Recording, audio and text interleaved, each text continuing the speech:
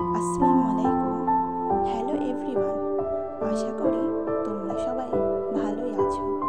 আজকে আমি তোমাদেরকে যে গল্পটা শোনাতে চলেছি সেটা হলো শেষ চিঠি গল্পের প্রথম পর্ব। আমাদের এই গল্পের মেন লিড হিসাবে থাকছে আবির, আর ফিমেল লিড হিসাবে থাকছে মিষ্টি। তাহলে চলো গল্পটা আজকে এক্সপ্লেন করা যাক।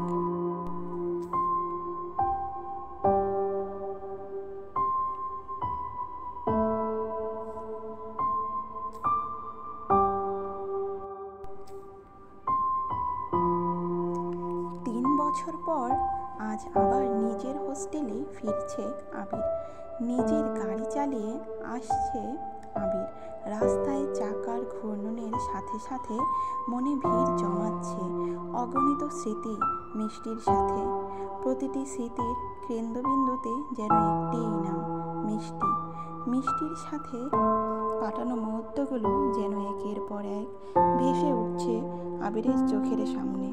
অজান্তেই ঠোঁটের কোণে ফুটে উঠেছে হালকা এক হাসি। হঠাৎই মনে প্রশ্ন জাগে, মিষ্টি এখন কেমন আছে?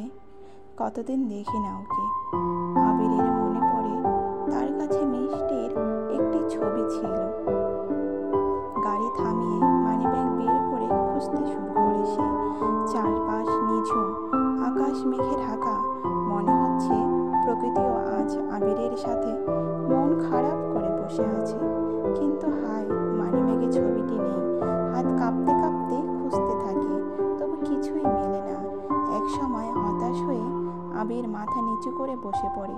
চোখের কোণে জমে ওঠা জল ধীরে ধীরে গড়িয়ে পড়ে গালে।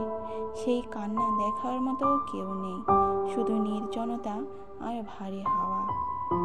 নিজেকে সামলে আবির আবার গাড়িতে বসে হোস্টেলের পথে রওনা হয়।